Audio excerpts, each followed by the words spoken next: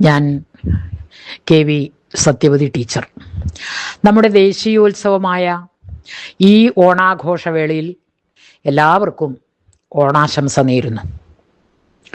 കേരളത്തിൻ്റെ ദേശീയോത്സവമാണ് ഓണം എന്ന് എല്ലാവരും പറയുന്ന ഒരു വാചകമാണ്. എന്നാൽ കേരളത്തിൽ മാത്രമല്ല ഓണം ഇപ്പോൾ കൊണ്ടാടുന്നത്. എന്ന് പറഞ്ഞാൽ മലയാളികളില്ലാത്ത രാജ്യങ്ങളില്ല എന്നതാണ് വസ്തുത. ഭൂലോകം മുഴുവൻ ഓണാഘോഷ പരിപാടികളുടെ ഘോഷയാത്രയാണ് എന്ന് തന്നെ വേണം പറയാൻ. ചിങ്ങമാസത്തിലെ തിരുവോണം നാളിലാണ് ആഘോഷമെന്ന് പറയാമെങ്കിലും ഇപ്പോൾ അത്തം മുതൽ തന്നെ, അല്ലെങ്കിൽ അതിനു മുമ്പ് തന്നെ ഓണം വന്നോണം വന്നോണം വന്നു എന്ന പരസ്യവാചകങ്ങളും ജനങ്ങളിലുള്ള അവബോധവും വളർന്നു വരികയാണ്. മാവേലി നാടു വാണിടും കാലം എന്ന ശീലുകൾ അറിയാത്ത മലയാളികൾ ഇല്ല. ഇതൊരു വിളവെടുപ്പ് ഉത്സവം കൂടിയാണ്. വീടുകളിലും ക്ഷേത്രങ്ങളിലും പുതിയ നെൽക്കതിർ കയറ്റി നിറ പൊലി എന്ന് പറയുന്ന ഒരു സമ്പ്രദായം, അതുപോലെ പുതിയ അരിയുടെ പുത്തരി ഭക്ഷിക്കുക എന്നതുകൂടി ഈ ചിങ്ങമാസത്തിലെ ഒരു പുതിയ കാൽവെപ്പാണ്.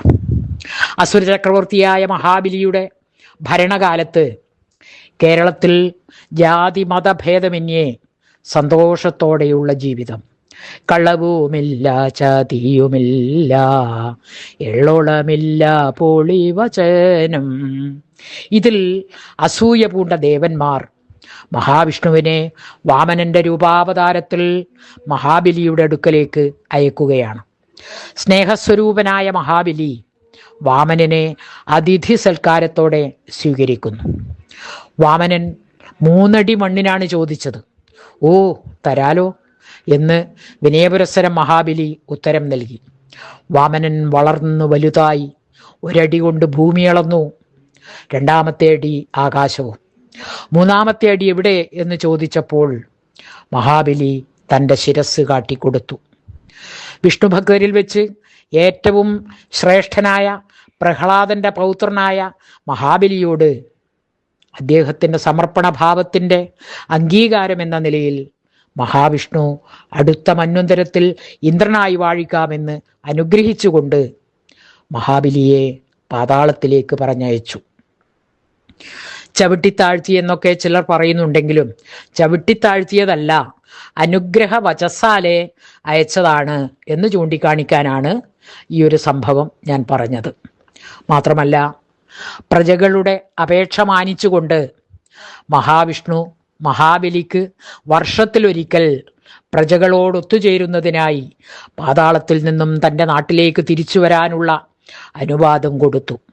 ആ ദിവസമാണ് ചിങ്ങമാസത്തിലെ ശ്രാവണമാസത്തിലെ തിരുവോണം. ജീവിതം ഒരു കർമ്മപ്രവാഹമാണെന്ന് പറയാം. വ്യക്തിയുടെ ജീവിതം മാത്രമല്ല, സമസ്ത പ്രപഞ്ചത്തിൻ്റെയും.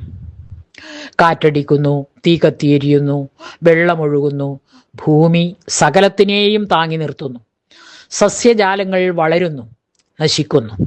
ഇങ്ങനെ പ്രപഞ്ചത്തിൽ എവിടെ നോക്കിയാലും കർമ്മമേ ഉള്ളൂ. മനുഷ്യരായ നമ്മളും അതിൻ്റെ ഭാഗമായി ജനിക്കുകയും മരിക്കുകയും ചെയ്യുന്നു.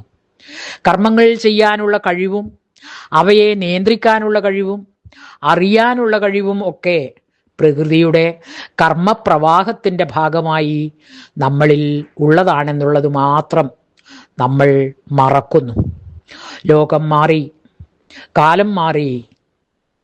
ഈ തിരുവോണ നാളിനെ സഹർഷം സ്വാഗതം ചെയ്തുകൊണ്ട് മാവേലി മന്നന്റെ വരവേൽപ്പിനായി നമുക്കൊത്തൊരുമിച്ച് കാത്തിരിക്കാം.